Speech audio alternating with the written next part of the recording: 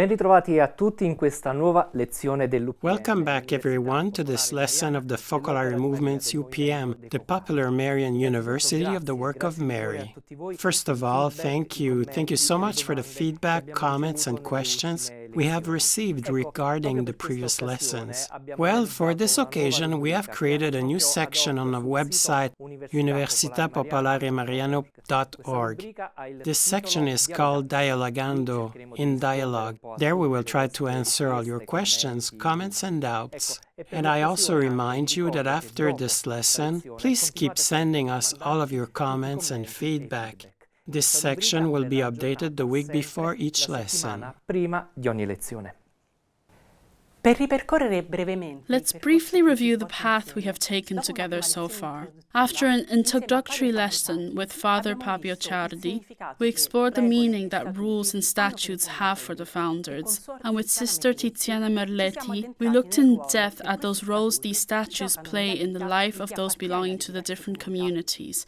Then with Lucia Abiniente, we traced the history of the general statutes of the work of Mary, their approval and the relationships that developed during those years with the Roman Catholic Church. And then, with Adriana Cosedu, we explored the heart of the text of our statutes. In particular, we deepened the first three parts, those concerning nature, purpose and spirit, structure and composition, and the practical aspects of the life of the movement. Bene, adesso entriamo nel vivo. Now let's get into the heart of this lesson. In these next two lessons, we will continue to explore the other articles of the general statutes of the work of Mary. But first, let's pause to reflect on a fundamental concept. In these lessons, we've always talked about rules. Well, this word might seem a bit harsh, limiting our personal freedom. So we want to understand what is the relationship between freedom and rules, whether they are opposing concepts or intrinsically linked. Tommaso Bertolasi will help us discover this. He is a philosopher, a researcher at the Sofia University Institute of Lo Piano. He is also involved in the world of youth through conferences, workshops, and collaboration with youth training schools. Welcome, Tommaso. Benvenuto, Tommaso. Thank you. Tommaso, let's go right into the heart of this lesson. When we talk about statutes, we immediately think of rules and therefore of freedom, which is also a very trendy topic in today's society, isn't it? Freedom is a big word, and perhaps it is the word that best explains the spirit of our time. In some way, our time is a time of freedom. It demands freedom. At least, this is the case in the West or in the westernized world. Freedom is one of the defining features of our time. This is well known not only by the great movements of emancipation that arise here and there in the world, but also by the market. In fact, if you pay close attention, almost all advertisements for a car, a blender, anything, in order to sell the product, they propose and guarantee and promise freedom to those who buy it. If you buy that phone, you will be freer. Let's ask ourselves, when we talk about freedom, what are we talking about? I'll begin by saying that I'm not going to answer this question with a definition or a word that's all-inclusive. Rather, I would like to offer a reflection, which I hope you can continue wherever you are, and together with your communities. And the question of freedom, as we'll see right away, as was already mentioned, will be connected to another key issue, that of rules. In fact, freedom is a word that can be so much more appealing than rules and statutes. But what do we mean when we talk about freedom? Nel suo bestseller Modernità liquida, Zygmunt Bauman. A few years ago, in his bestseller Liquid Modernity, Zygmunt Bauman used a very effective metaphor to talk about freedom. The metaphor is that of a buffet. Just like at a big banquet, The difficulty lies only in choosing which canapes or pizzas to put on your plate. So it is with our world. It is a world full of possibilities, of choices. No choice is inherently wrong. No one will condemn someone else for choosing the canapes with salmon rather than those with ham. However, if there's no mistake, then there's also no certainty that we've made the right choice. For those who choose, the question of the individual then becomes, have I used the means available to me in the best possible way? You have a dilemma. In a world full of opportunities, making choices means leaving aside infinite possibilities. We are faced with a problem of excess, not scarcity. In this kind of paradigm, where maximum freedom coincides with omnipotence, everything is then reduced to the individual, it's reduced to me. Bauman says that it's up to the individual to discover what they're capable of, to push that capability to the limit, and to choose the goals to which that capability can be best applied. In other words, for the greatest possible satisfaction. Well, let's say this could therefore seem like a positive note, so a person or an institution can choose who they want to be. In other words, their identity comes true. Ecco, in un mondo di infinite opportunità, in a world of infinite opportunities, the individual seemingly has the potential to become anyone. Yet that becoming anyone is a choice that excludes other kinds of possibilities. Even worse, if that individual achieves their goal and becomes that someone they wanted to be, then the game is over. They no longer have another option. Once they've become someone, they are no longer free to become someone else. In short, you are no longer free, you are no longer yourself. Bauman states that we are faced with a paradox that generates anxiety. While not knowing what to choose can be frustrating, on the other hand, a choice that excludes all other possibilities, which means to use freedom in an absolute way, disappears. This idea, which we could summarize as the concept of absolute freedom, is an idea where you want not everything, but the everything. It is the delusion of omnipotence that the Bible speaks of in a masterly way through that famous passage in Genesis 1. We all know it, at least we've heard of it.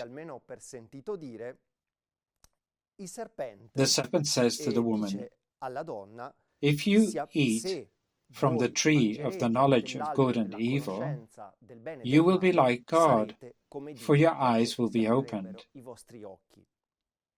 Beyond the fact that snakes don't speak and women don't pay attention to talking snakes, these are literary genres of the Bible, the idea of the serpent is that of absolute freedom, that wants to possess the everything. In other words, it wants to possess God. Ultimately, it wants to be God. The search for this absolute freedom, therefore, as Bauman explains very well, has anxiety as its counterpart. In addition to being a time of freedom, of searching for freedom, we could say, our time is also a time of anxiety. We live in a society of anxiety, of wanting everything. However, the fact that we have a limited body, speak one language and not another, and were born to certain parents and not others, certainly good but specific, already indicates limits to our situation. That is, we cannot choose everything. Some circumstances are already determined by our being here, by our being here in this moment, in this time, by being as we are and having lived in a certain cultural and social context. Choosing seems to be the only way to achieve one's freedom. Without freedom and without choices, freedom itself dies. This is very complicated, especially if we think of certain youth of today, where one already experiences a crisis in front of the choice of which cereal to put with the milk in the morning. Davanti alla scelta dei cereali la mattina da mettere nel latte. And in all this talk about freedom, what do rules have to do with it? Ecco, veniamo allora alle regole. Now let's talk about rules. We've expanded a bit on the discussion around freedom, but this helps us now to talk about rules. Many choices that we repeat form a certain habit. This is quite obvious to all of us. Many similar habits shape a social style. That is, a way in which people behave with each other and in certain contexts. Let's take an example. Italians drink coffee after lunch. It's a social habit. This means it's a habit that each individual repeats multiple times. It's not just one person repeating it, but many people. This way of interacting with others, of doing or not doing certain things, in certain contexts become habitual. Now, justice, which is the foundation of rules, as we will soon see, is precisely the act through which is guaranteed what is proper to a society and each of its members, that is, a right. The right to life, the right to have a pen in your pocket, the right to drink coffee or something else. In short, it is the right to possess something, from a small object to something larger like life. The law, and now we come to the topic of rules, is the description of our rights. Therefore, the right of each individual, from the right to life, to the pen, to the cup of coffee, So then the law doesn't put limits on freedom, but is the way in which freedom is usually expressed and described in a certain context among a given people. The law describes the organizational form of a group of people. When this organizational form changes, because people change, or because the world changes, because the circumstances in which people live change, then the laws also change. And it's good that laws change, because humanity grows in awareness. It grows concerning certain actions that should or should no longer be carried out. So, I repeat, for this reason in a very abstract way, the law doesn't put limits on freedom. Instead, it is the description of how freedom is routinely implemented in a certain group of people. In generale, in un certo gruppo di persone. And how does this principle apply to a religious institution? Ecco qui è il punto, dato che This is the point.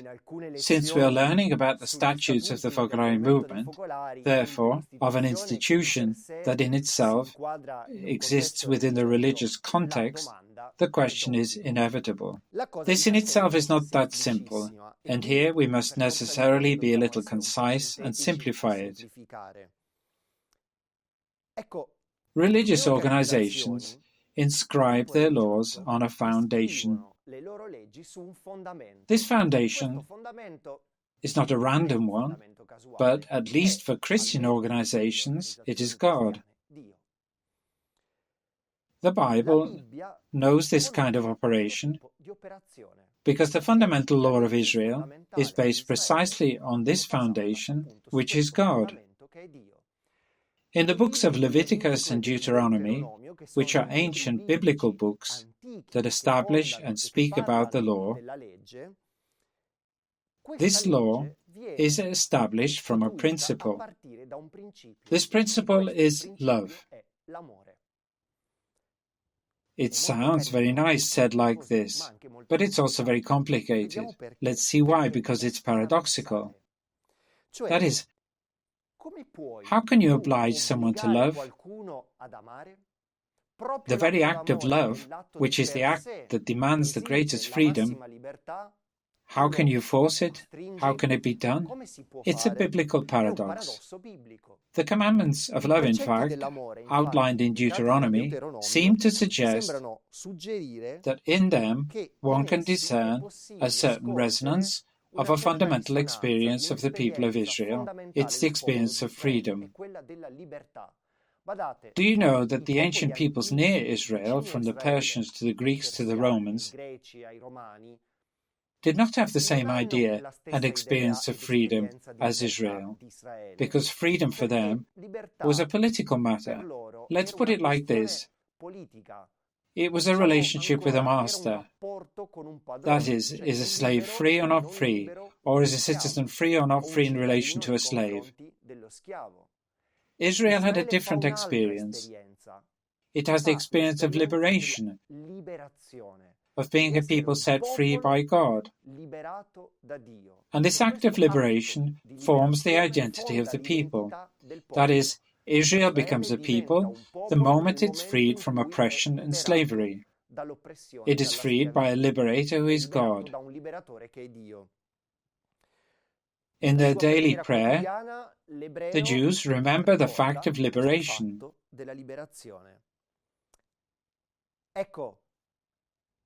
So love is at the foundation of the law because it is the experience of a freedom given by God to the people.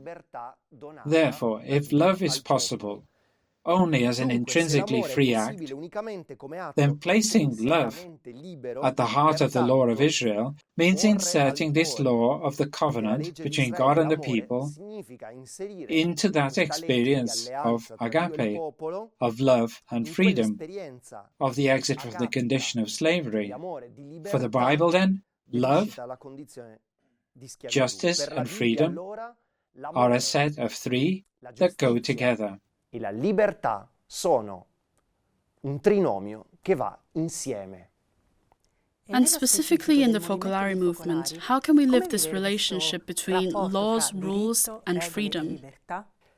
Ecco, riflettiamo su un fatto peculiare. Let's reflect on an interesting fact. If a specific expression of law, like that of the Focolare movement, has love as its foundation, then that law is fragile. It is fragile because it's evident that if love is missing, the law lapses, either partially or completely, losing its meaning because it loses its foundation. This is the case of the Focolare movement, because the statutes of the work of Mary place mutual love, mutual and constant love, as the premise of every other rule. Therefore, it's the foundation of everything written in the statutes and also in the individual regulations for those who belong to the Focolare movement. Reciprocal love, mutual and continual charity. The fact that not only love is required, but that this love be reciprocal, makes the Focolare statute even more fragile, because it implies a symphony of multiple freedoms and gratuity. That is, it's not enough for one person to love. It's not enough for me to love Valentina. Reciprocity is needed. Therefore, in the Focolare rule, everything else that follows without reciprocal love collapses. Therefore, in harmony with the Bible, the statute of the Focolare movement appeals to the freedom of its members. It's as if to say, the Focolare movement surrenders to the freedom of each of its members. For this reason, it opens itself up to a great possibility of fragility and exposure to failure, because I can't force you to love. That is why the statute, and before that the Charism of Chiara Lubich, in harmony with the New Testament, propose the pathway of love. Chiara condensed this pathway in an expression that's the fruit of an experience, which is the fruit of revelation, and this is Jesus forsaken. Jesus forsaken is the experience of fragile love, a God who dies, a fragile God, who surrenders to the freedom of women and men. By creating this freedom, God limits his own. He's a fragile God. So there's no other way to love than that which is unfolded, expressed, shown, and given by Jesus at the 9th hour in the cry of abandonment on the cross. It's a love that welcomes all, gives itself completely to everyone without reservation. This love lends an ear, offers an embrace, goes beyond, and goes through the non-God of today, which is made up of division, conflicts, atheism of all kinds, sadness and disappointments that are sometimes present in some of our communities. This may be because the apostolic fruits of the past are perhaps no longer visible. So, paradoxically, all this means being fully in vocation in the call that Jesus forsaken makes to every member of the Focolare movement. It is a call to go where God is present, as one who is absent or who seems absent. Therefore, there is no sadness, no disappointment, no discouragement, no conflict, no division that the members of the Focolare movement are not called to go through.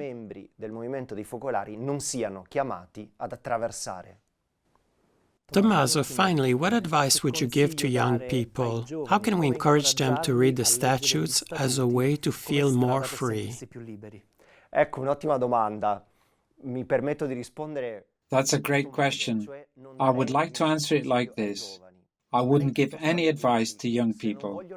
Rather, I'd give advice to the adults, who, if they don't want to lose even the few young people who remain, if they want to witness in faithfulness to their call, to their Christian life, to the joy of the gospel, to young people belonging to the Focolare movement, as well as those who do not belong, then this is my advice. Take seriously the premise found in the statutes. In other words, live mutual love, which means letting ourselves be inhabited by love, allowing our relationships to be filled with the love that today, already, here and now, dwells among us. It is this love that by being witnessed through us, who become its voice, its expression, its manifestation, and its co-protagonists in the witness of love, draws everyone to itself, not to us, but to love, to God, and then perhaps it will spark the desire to discover this identity card of freedom that the statutes represent. But only those who live and love Jesus forsaken can do this. Thank you. Thank you, Tommaso, for this beautiful lesson that has opened new perspectives for us and also encourages us to continue questioning ourselves on these fundamental topics. Bene, adesso andiamo avanti. Let's move on to the second topic of this lesson. Perhaps some of you have noticed that we have somewhat changed and rearranged the program. In fact, it was initially planned to look at the process that we lived with the Church regarding the approval of the General Statutes, a topic we already touched upon with Lucia Abbignente in previous lessons. However, Over the past few months, because of your requests and contributions, we've realized that there is perhaps a greater interest in exploring other topics related to the statutes. This is also a bit of a journey we are building together with you through these UPM lessons. Queste lezioni dell'UPM. So in the last lesson, we looked at the first 3 parts of the statutes. This time, we will get to know the 4th part better, which is dedicated to the organs of the central government. To do this, Lorenzo went to interview Elisabetta Scomazzon. But without giving anything away, let's watch the interview together.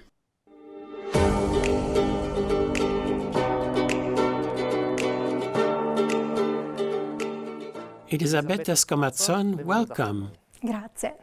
Elisabetta is a canon lawyer, an expert in topics related to ecclesial movements and new communities in the Church. She's also a member of the ABBA School, the International Study Center of the Focolare Movement. With you, we would like to look more in depth at a chapter regarding the governing bodies of the central government. This is a topic that has been frequently requested in recent months by those who are following these UPM lessons. Elisabetta, today we often use English terms, for example, the word governance. But does governance and government refer to the same reality? No, governo e governance sono 2 cose diverse. No, government and governance are 2 different things. Government is an activity, a form of guidance and direction, carried out through established roles, which can be exercised by one person or by a group of people. Governance is something more nebulous, more generic, relating to the broader way in which something should or could be governed. But let's look at the dictionary of the Italian language, Treccani Online, and see what it says about governance. It says, in business language, it's the manner, style, or system of conducting and directing a company. When we talk about a company, the term governance more specifically describes management practices using concepts and principles from the economic sector.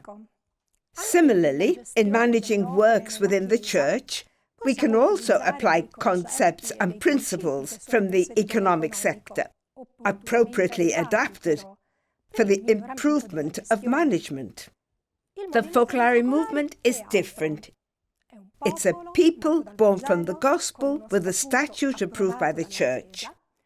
It's made up of a variety of people of all ages and vocations. Christians from various churches, followers of other religions, and some people without religious affiliation. As we've heard in other lessons, however, they are all united by the goal of reaching the perfection of charity, love, and the unity of the human family. For its journey, this people, this community, needs to have guides at both the general and the local levels. To govern, then, means remembering what the charism is, ensuring that things move forward according to the charism, correcting errors where needed, helping to develop it, and doing everything necessary to carry forward the work of Mary. But how? By ensuring that those who govern are guided by Jesus in the midst. Based on my experience, his light is essential also for reading the statutes. That is, to be united among ourselves, but also with Chiara and those who founded the movement with her, to immerse ourselves in her writings and in the charism. As you mentioned, Lorenzo, the focus of today's lesson will specifically be on the norms in the General Statutes regarding the organs of the central government of the work of Mary at the universal, that is, the international level. In another lesson, you'll hear about the organs of government at the geographical level of a zone. These organs are already introduced in Article 10, which is in the second part of the General Statutes, that speak of the structure and composition of the work of Mary. From reading Article 10, you'll see that they are the Assembly, the central governing body, and the General Council. It's said that without organisation, which provides a stable, continuous and ordered service, ordered is the legal description, love cannot be lived within the Church. And we see this in the Scriptures, in the Acts of the Apostles. Remember that situation, the problem of discontent that was created because the widows were not receiving their bread in the daily distribution. And so 7 men were chosen, and that was the beginning of the office of deacon. The organs of the central government, described by the General Statutes, are expressions of the charism, capable of expressing it and protecting it. Let's look at this. The structure of Part 4 is divided into chapters. We find the governing organs placed in order of importance. The first is the General Assembly. It's a form of government for the extraordinary organisation because it happens at special times, every so many years. Then, in the second chapter, we find the ordinary organisation, which is the day-to-day process that begins immediately after the conclusion of the assembly and continues until the next assembly. That's the period from one assembly to another. In this system of organisation, we find the president, co-president, the centre of the work of Mary, the General Council, central delegates and general councillors. Given the limits of this lesson, I can't address all of Part 4 comprehensively, but I'll try to give some ideas, and I really hope that they will help you in your personal and group study too. Senza dubbio ha particolare rilievo tra gli organi di governo l'Assemblea Generale. Undoubtedly, among the governing organs, the General Assembly is particularly significant. It's a collegial body. What does this mean? It's made up of many people. In its composition, the Assembly represents the entire work of Mary, at both the centre and in the zones. It's a representative body. In fact, the vast majority of members of the work of Mary are not physically present in the Assembly, but they can be represented in the Assembly through zonal or branch assemblies that elect their representatives. Let's look at the composition. There are members by right and members who are elected.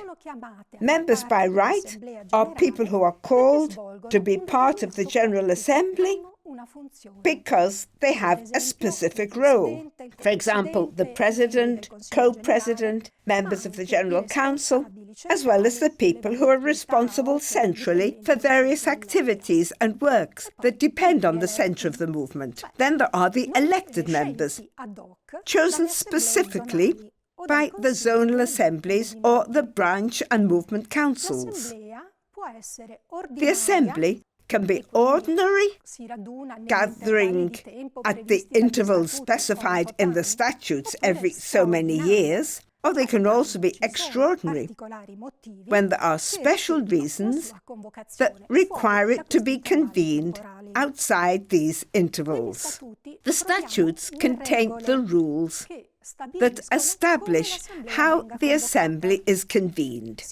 It's envisaged that the assembly will have a regulation and a procedure for forming the collective will of the assembly, specifying the majority that's needed for decisions. How many votes are required for elections? These are all the rules that allow decisions to be made. Some rules are established by canon law and others that are specific to the General Statutes. The General Assembly has precise tasks. The main task is to elect the president, the co-president and the councillors of the centre of the work of Mary. It's an important task. And in fact, 3 days of retreat take place beforehand so as to prepare everyone's hearts for this task, through an invocation of the Holy Spirit to be open to His voice. Furthermore, the Assembly has tasks such as modifying the statutes, approving and modifying the regulations. It deals with the most important matters. All these topics are gathered together and ordered by the centre of the work of Mary and then presented according to a determined procedure so that they reach the Assembly. As you can see, it's very important for each participant to prepare for the Assembly, not only through these 3 days of spiritual retreat, but also by preparing their minds. Every participant in the Assembly has an active role. They can propose that other topics relating to the life of the work of Mary be examined, following the procedure outlined in the regulation. For this reason, it's crucial that everyone is well formed and also well informed about the life of the work of Mary. Now let's move on to the ordinary organization conducted by the President, co-President, with the central governing body of the work of Mary and the General Council. The President, as you know, by statute, is a focolarina who is elected. She has authority over the entire work of Mary, representing it according to canonical order. The statutes outline the duties and procedures that the President must carry out depending on the subject matter, both for decision-making and for activities, in collaboration with the co-president, but also with the central delegates and the other general councillors. I encourage you to read the articles that describe the President. They're very beautiful articles on which we could somehow also model ourselves and see what we should all be aiming for, but also to look specifically at the specific duties. There are limits linked to the role, its duration, and what happens in the case of death, resignation, or incapacity. I want to highlight that at the end of the President's term, all the general and zonal bodies lapse from office. The co-president is a focolarino priest who provides the President with constant interaction in exercising authority, mindful that 2 people are enough for Jesus to be present. The co-president has specific duties and tasks. The statutes also outline all the rules regarding duration and what happens in the case of death, resignation, or incapacity. So in the ordinary organization, if I understand correctly, you mentioned that there are 2 governing bodies, the Center of the Work of Mary and the General Council. Could you explain a bit more about their characteristics and also the differences between them? In the norms that regulate the centre of the work of Mary and the General Council, Chiara managed in an original way to convey what the Holy Spirit had suggested to her, which was then approved by the Church. That is, 2 bodies, 2 organs with different and specific functions to ensure the unity of the work of Mary among its various components, the ramifications with different vocations, but all of which are based on 2 core structures consisting of the section of both the men and the women focolarini. The centre is an organ that's established through election. That is, it's technically representative of the entire work of Mary. It encompasses the whole work of Mary and is directly elected by the General Assembly. It's composed of the President, the co-president, the elected councillors, and added to these are those responsible for the respective sections of the men and women focolarini who are also elected by their respective assemblies, specifically for their role within the 2 sections. The President entrusts the councillors of the centre of the movement with various aspects, which you've already heard about, and with the large zones, the geographical areas of the world. The centre of the work of Mary is convened and chaired by the President. In case of impediment, the co-president takes over. It has a delicate task: the direction and government of the entire work of Mary, alongside the President and the co-president, ensuring the unity and the faithfulness to the charism. And precisely because of this, decisions are made with a 2/3 majority to emphasize the importance of broad consensus in taking decisions. Let's move on to the General Council. This is made up of both elected and appointed members. It's an organ that allows for the participation of the various components of the work of Mary in its governance. In it we find all those who are responsible for the ramifications, sections, branches and movement, and also the dialogues. The President consults the General Council for all decisions that concern important matters for the work of Mary. So it's a place of communion, of responsibility, but also of decision-making. Voting is often consultative, meaning it expresses a consultation. However, at times, the Council gives consent for an action or decision to be finalised. And in this case, a 2/3 majority of those present is required to ensure the decisions reflect, as far as possible, the unity of the work of Mary. In other cases, a third scenario, the statutes require the General Council to make a decision through a collegial act, all deciding and voting equally, such as for the approval of the budget forecast and the final balance sheet of the accounts of the movement, or of its sections, branches and movements, or whenever the President deems it necessary. Tutte le volte in cui la Presidente lo ritenga necessario. And what is the legal difference between elected and appointed members? Si tratta di due modi diversi di assumere un incarico. These are two different ways of assuming a role. Let's take the example of the General Councillor. A General Councillor assumes this role, this task, either through election, when they're elected by the General Assembly, or through an appointment made by the President. It's the President who chooses, and in some cases, the consent of the General Council will be sought. In other cases, only their opinion on the individual is requested. To return to the General Council, as we said, it consists of elected and appointed members. In fact, the elected councillors are those chosen by the General Assembly from among the men and women Folklarini with perpetual vows, and their number is equal between men and women. The number is chosen by the President and cannot be less than 20, according to the present norms. The two people who are responsible for the sections of the men and women Folklarini are also elected members because they have been chosen by their respective assemblies. Similarly, the person responsible for the branch for diocesan priests and deacon Folklarini is elected,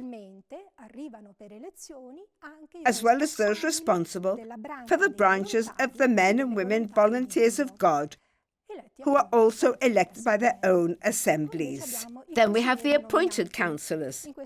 In this case, as I mentioned earlier, the consent or opinion of the General Council is required to take up this position. These are practically those responsible for the branches, movements, and for the dialogues. And added to this group is the secretary for the meetings of the bishops, who are friends of the movement, and those women Folklarini who are appointed by the President to ensure that the male and female representation in the council is equal.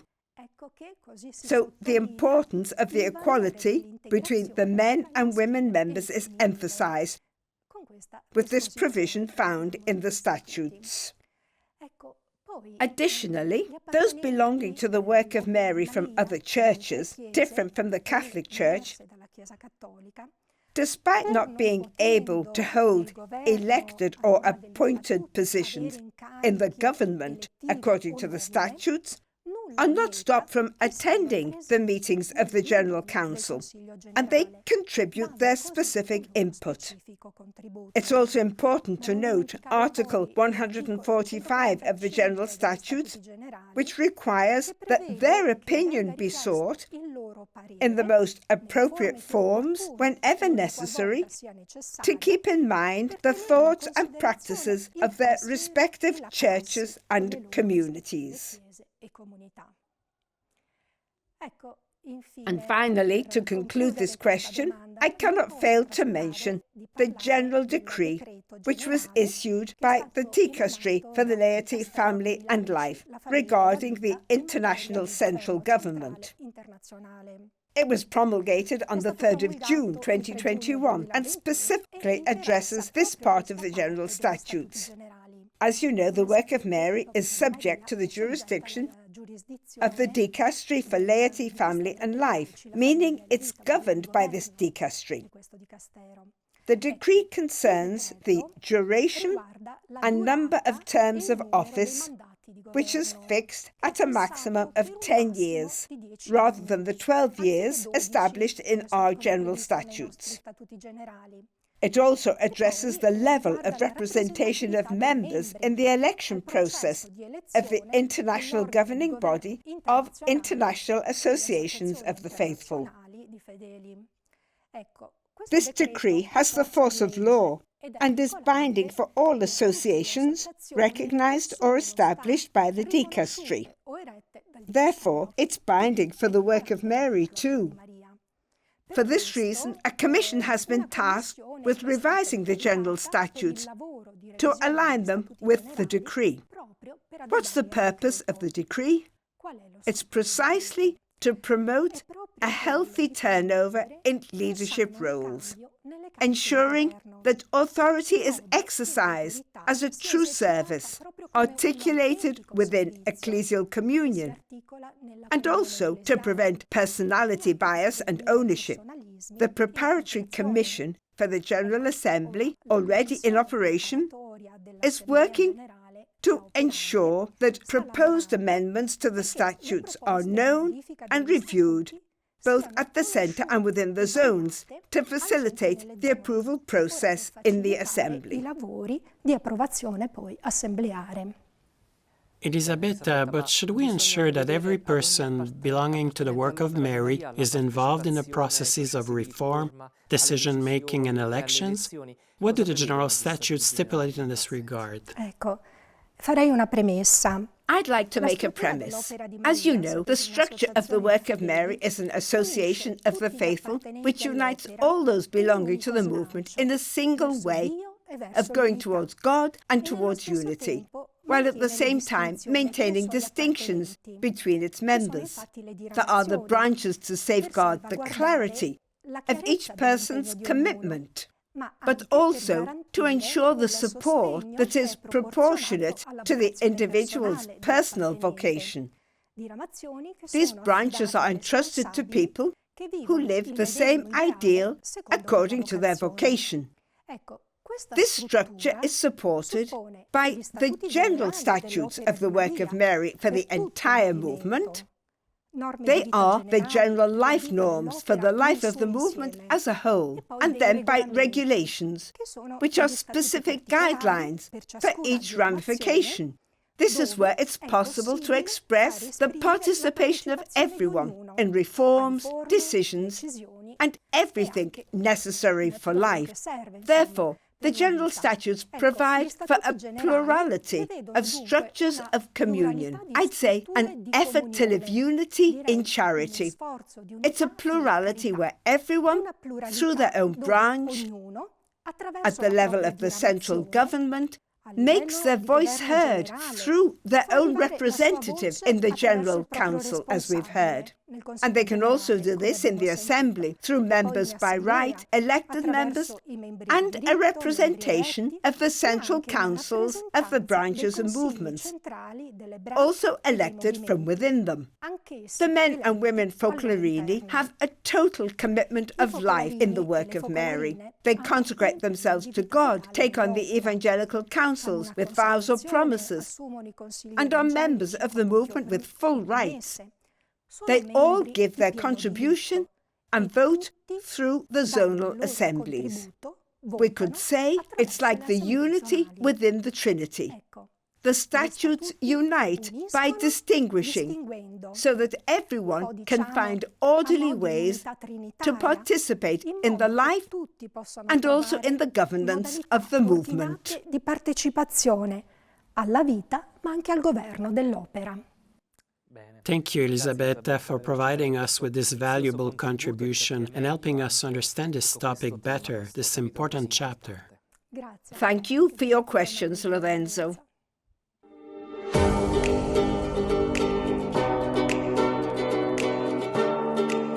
Thank you to Tommaso and Elisabetta, and thanks to each of you for listening. We remind you that this lesson will be available on the Focolare YouTube channel. You can also find it on our website, universitapopolaremariana.org, where you can download all the texts of the talks, as well as the Dialogando section, with various questions and answers from each lesson, along with further insights.